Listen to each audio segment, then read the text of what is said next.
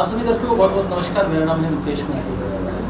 19 मई का दिन आ चुका है और जो 23 मई को प्रचार बंद हो जाना है और इसी कड़ी में जो प्रत्याशी है लगातार दिन और रात जो अपना प्रचार है वो लगातार चला है। हालांकि जो पारा है वो भी 45 पार करता जा रहा है, लेकिन जो प्रत्याशी है गर्मी सर्दी की परवाह किए बिना लगातार जुड़े हुए हैं। ऐसी एक प्रत्याशी है हिसार लोकसभा से इनेलो की जो प्रत्याशी सुनैना चौटाला। दिन रात हमने इनको देखा है कि लगातार जुड़े रहते हैं, अपने वर्कर्स के पास जाते हैं, पब्लिक के पास जाते हैं। आज पहुँचे हैं उलाना हल्के में। बात करेंगे कि किस प्रकार जो यहाँ का माहौल है वो कैसा रह रहा है। मैडम जी नमस्कार।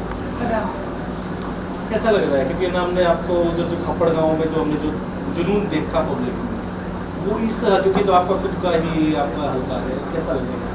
बिल्कुल बहुत अच्छा है। उकलाना में जो रैली थी, रैली की हमने तो खैर जनसभा रखी थी, लेकिन वो रैली तो लोगों ने बना दी थी, हाँ रूप लेती थी, उसमें भी बहुत जोश था। और आज हमारे कन्नो गांव में भी एक बड़ा, क्योंकि ये गर्मी का मौसम है इसलिए दिन में हमने चाय ही रखी है ताकि गर्मी में लोग परेशान ना हो। और जुनून और जोश और विश्वास, तीनों चीज़ें ही इंडियन नेशनल लोगों को। आपने जोश की और अपने परेशानी की आपने बात की, क्या मानते हैं, क्योंकि आप लोगों से लगातार जुड़े हैं, क्या परेशानी है लोगों में आज तक जो कि कई जो साल है 2 बार भारतीय जनता पार्टी की सरकार रह चुकी है, कितना मानते हैं कई परेशानी लोगों में?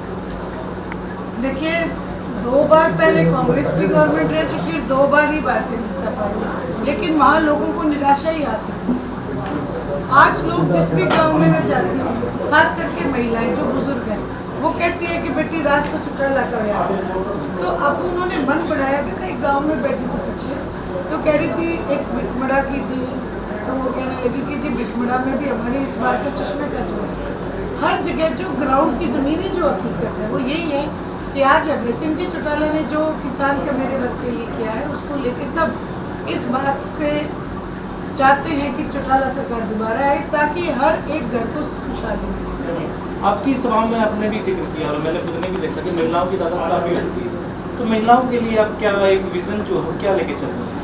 देखिए महिलाओं के लिए मेरा विज़न बहुत बड़ा है, हो सकता है मुझे थोड़ा टाइम लगे, लेकिन मैं चाहती हूँ कि आज जो गांव में जितनी महिलाएं ग्रामीण अंचल में उनका टैलेंट है उनके पास, जैसे कोई कढ़ाई बुनाई पंखी बनाती है, दरी बनाती है, उसको मैं विश्व पटल पे लिख के आऊँ। क्योंकि अगर किसी और मुल्क में ये अगर टैलेंट होता तो वो मुल्क इस टैलेंट को उभारता। हिंदुस्तान में उसमें महिलाओं में एक आत्मविश्वास आएगा, उनकी खुद की इनकम उनके पास होगी। आज निर्भर है, मैं चाहती हूँ कि महिलाएं निर्भर ना रह के खुद में एक आत्मविश्वास आए, खुद की इनकम उनके पास हो, ताकि उनके घर में एक सहायता, एक भरपूर खुशहाली आए।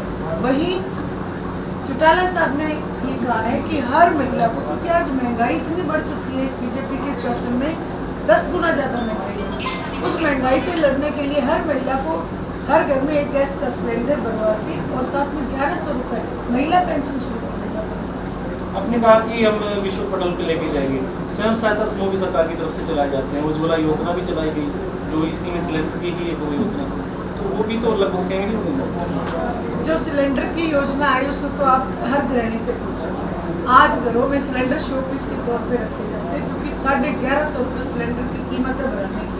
चौटाला साहब के राज में ये सिलेंडर 250 रुपये का मिलता है। आज सिलेंडर तो वही है, गैस वही 230 रुपये की डलती है, लेकिन लूट है, इस लूट को बंद करेंगे। वहीं जो आपने कहा बीजेपी ने सिर्फ घोषणाएं की है, धरातल पे कोई काम नहीं किया। आज जनता इस चीज़ को समझ चुकी है, इसलिए जैसे 15 लाख का वायदा था किसान की आय को दोगुनी करने का, गरीबी दूर करने का। गरीबी दूर कैसे हो सकती है? 2 तरीके से, या तो आप रोजगार दो या फिर आप महंगाई कम करो, ना यहाँ रोजगार है ना महंगाई कम है। इसलिए इंडियन नेशनल लोकदल का ये विजन एकदम स्पष्ट है कि लोगों को राहत देंगे, जहाँ उन्हें सिलेंडर फ्री में मिलेगा वहीं 1100 रुपये में मिलेंगे ताकि उनका चूल्हा चौका आराम से चल सके। वहीं जो मैंने आपको अपनी एक सोच बताई वो मेरी पर्सनल सोच है, मैं चाहती हूँ हर महिला के पास उसकी इनकम चाहिए, उसमें आत्मविश्वास होना चाहिए। आप बुढ़ापा पेंशन की भी आपने जिक्र किया कि उसको भी आप बढ़ाएंगे, क्या करना है? जो बुजुर्गों की पेंशन चौधरी देवीलाल जी ने 100 रुपये से शुरू की थी उसको बढ़ा के 7,500 रुपये। मुख्यमंत्री नायब साहब कहते हैं कि कांग्रेस और लोग कह रहे कि हम इतनी दिन पेंशन कर देंगे, लेकिन इतना पैसा लेके कहाँ से? देखिए अगर नीयत अच्छी हो तो ये बहुत बखूबी और आसानी से किया जा सकता है। जिस समय चौधरी ओम प्रकाश जी चौटाला हरियाणा प्रदेश के मुख्यमंत्री हुआ करते थे, हरियाणा प्रदेश का बजट था 21,000 करोड़ रुपए। 21,000 करोड़ में वो बुढ़ापा पेंशन देते थे, 11,000 रुपये बेरोजगारी भत्ता देते थे, हर गांव में जाते थे, सरपंचों को ग्रांट देते थे और फिर ऐलान करते थे कि खजाना लबालब भरा हुआ। जिस समय वो अपना सीएम पद छोड़ के गए, उस समय भी खजाने में पैसे छोड़ के गए। आज हालात ऐसी हैं कि हरियाणा प्रदेश का बजट है 1,85,000 करोड़। 1,85,000 करोड़ में हरियाणा प्रदेश को गरीब बना दिया गया। हरियाणा प्रदेश के लोगों के लिए कोई जनहित का कार्य नहीं किया गया। इसलिए अगर हमारे पास इतना बजट है तो बखूबी मैं जितनी बातें आपको कही है बड़े आराम से कर सकते हैं, उसके बाद भी खजाने में पैसा बच सकता है। आप पढ़े लिखे हैं, तो पढ़े लिखे युवाओं के लिए आप क्या विजन आपका बताइए? देखिए, मैं अपने जो युवा जो पढ़ाई आज कर रहे हैं, सबसे पहली चीज़ तो ये है कि आज जो कॉलेज की राजनीति को ख़त्म किया गया, ये भी देश के लिए कोई अच्छी बात नहीं है।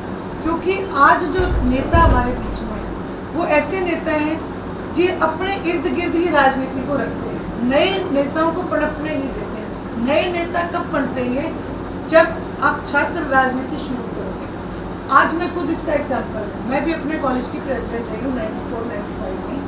तो आज मुझे ये पता है कि हमें समाज के अंदर, क्योंकि ये जो टाइम होता है इसमें सिर्फ दिमाग में कुछ करने की इच्छा होती है, लेकिन आज के जो नेता हैं वो क्या चाहते हैं? कुर्सी चाहिए, अपनी विचारधारा बदलते हैं, ना इनके ऊपर कोई अंकुश है, हर पार्टी में दूसरे तीसरे दिन बदला बदली करते रहते हैं। ये अंकुश होना चाहिए और छात्र राजनीति में शुरू करना चाहती हूँ। हर कॉलेज में इलेक्शन होना चाहिए ताकि हमें एक युवा नेता बने। और वहीं जो युवा वर्ग है, जो खिलाड़ी हैं, और सबसे बड़ी चीज़ देखो, हमारे हरियाणा प्रदेश के खिलाड़ी सबसे ज़्यादा मेडल लाते हैं, लेकिन जब ये माइक उनके हाथ में होता है तो वो बोल नहीं पाते। आपने कहावत सुनी होगी कि बोलने वाले के तो बेर भी बिक जाते हैं और जो बोल नहीं सकता उसके बादाम खेले जाते हैं। वो अपने आप को रिप्रेजेंट नहीं कर पाती। मैं उसके लिए भी वर्क करना चाहती हूँ। मेरी तो रीज़न है कि उनको एक पर्सनैलिटी डेवलपमेंट जो होता है, उनका बोलने की स्किल्स उनको देनी चाहिए, गवर्नमेंट की तरफ से देनी चाहिए, ये फ्री ऑफ कॉस्ट होनी चाहिए, क्योंकि वो हमारे देश के लिए मेडल जीत के लेके आते हैं, तो हमें उन्हें बनाना चाहिए। वहीं हर युवा को जब तक नौकरी ना मिले, चौटाला साहब ने कहा है कि हर घर से एक नौकरी देंगे, जब तक नौकरी नहीं मिलेगी 21,000 रुपये उसको पॉकेट मनी देने का काम।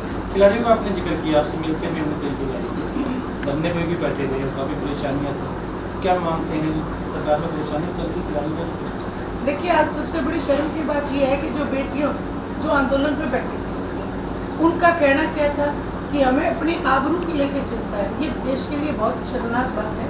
मैं तो कहती हूँ उसी टाइम खेल मंत्रियों से इस्तीफे रखवा लेने चाहिए, लेकिन ये गवर्नमेंट बहन बेटी का क्या ईमान और सम्मान है वो जानती नहीं है। वहीं खिलाड़ियों की सबसे बड़ी समस्या है कि चौधरी ओम प्रकाश जी चौटाला ने जो खेल नीति शुरू की थी, मेडल लाने वाले खिलाड़ी को सरकारी नौकरी देने की, वो आज इन्होंने खत्म कर दी। उसको बात करें उचाना में आपने 2 दिन पे अब लगातार अपने कार्यक्रम किए, वहीं पर नैना चौटाला के ऊपर जो हमला हुआ था, वैसा कुछ आपके सामने कुछ आया या फिर आपका क्या वहाँ का माहौल कैसा था?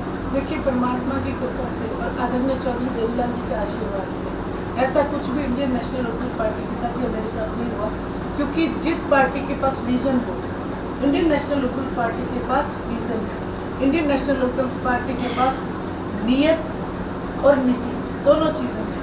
तो जो नीतियाँ चौधरी देवीलाल जी की हैं, उन नीतियों के ऊपर कोई भी सवाल नहीं कर सकता। अब 4.5 साल बीजेपी और जेजेपी का जो गठबंधन रह चुका था, लेकिन जैसे गठबंधन टूटा, एक दूसरे के ऊपर आरोप प्रत्यारोप शुरू हो चुके, लेकिन आप ऐसा कुछ भी नहीं करती, आप अपना जो विजन है क्लियर लेके चलते हैं, कहीं ना कहीं ये एक अच्छे नेता की निशानी मानते हैं। देखिए, ये तो आप सबका बड़प्पन है, क्योंकि चौधरी देवीलाल जी की भी अगर आप लाइफ हिस्ट्री देखो, उन्होंने कभी किसी पे कटाक्ष नहीं किया, अपना काम किया और ऐसा काम किया कि विपक्ष के पास कोई जवाब नहीं होता। वही उसी लाइन पे हम चलना चाहते हैं। इनके चक्कर में पड़ के हम लोगों का नुकसान कतई नहीं करेंगे। बिल्कुल कम समय बचाया है प्रचार जो बंद होने में, क्या आप संदेश क्या देना चाहेंगे, क्या कहना चाहेंगे? मैं तो ये कहूँगी हरियाणा प्रदेश के लोगों से कि आप ये जो बड़ी पार्टियां हैं, कांग्रेस हो चाहे बीजेपी हो, ये पार्टियां दिल्ली की गद्दी के लिए राजनीति करती हैं, हमारे वोट बटोर के वहाँ पे गुलामी करने का काम करती हैं। आप क्षेत्रीय दल को मजबूत बनाएं ताकि वो अभय सिंह जी चौटाला की तरह आपके लोगों के साथ खड़ा हो, आपके सुख में आपके दुख में। मैं भी हिसार लोकसभा क्षेत्र से प्रार्थना करती हूँ, आपकी बेटी हूँ, आपकी बहन हूँ, आपके हर सुख में दुख में आपके साथ रहूँगी। चश्मे के निशान के सामने का बटन दबाना, आदरणीय चौधरी देवीलाल जी की नीतियों को आगे बढ़ाना। अब मैं एक सवाल, 9 की 9 विधानसभा में आप जा चुके हैं, कौन सी ऐसी विधानसभा मानते हैं जिसमें आपको और काम करने की जरूरत है? देखिए, काम करने से कभी पीछे नहीं हटना चाहिए। मैं 9 की 9 में और काम जितना मर्जी करो करा सकती हूँ, लेकिन 9 की 9 सुरक्षित है। और 9 की 9 विधानसभा जिसमें सबसे ज़्यादा देखो उकलाना की जिम्मेवारी होगी, क्योंकि मैं दौलतपुर गाँव की बेटी हूँ। उकलाना, उच्चाना, नारनौल, भवानी खेड़ा, आदमपुर और हंसी, बरवाड़ा, ये सारी की सारी जो है इनमें आप देखना। नहीं, आदमपुर बोल रही हूँ, नलवा मैंने कहा, क्योंकि नलवे से तो मेरे को खुद फ़ोन आया कि बहन जी आपको जाने की जरूरत नहीं, आपको वहाँ पे भी मेरा परिवार है, 1-2 गाँव है जो जहाँ पे लगभग परिवार है। तो कुल मिला के 9 की 9 आपको लीड मिलेगी इंडियन नेशनल। जी, के लिए बहुत बहुत धन्यवाद और बहुत बहुत शुभकामनाएं आपको 4 जून के लिए। बहुत बहुत थैंक यू सो मच। जी, आपके क्वेश्चनिंग सबसे बेस्ट है। आप कई बार ये बातें कहते हैं। चलिए, सुनैना चौटाला जी थे, उनसे बातें की, और आप क्या मानते हैं जो इनका जो विजन है वो आप किस प्रकार देखते हैं, हमें कमेंट कमेंट से जरूर बताएं। ज़्यादा से ज़्यादा वीडियो को लाइक करें, शेयर करें। सिटी फर्स्ट न्यूज़ आप देख रहे थे, यूट्यूब और फेसबुक दोनों जगह मौजूद हैं। नमस्कार, जय हिंद, जय भारत। 1100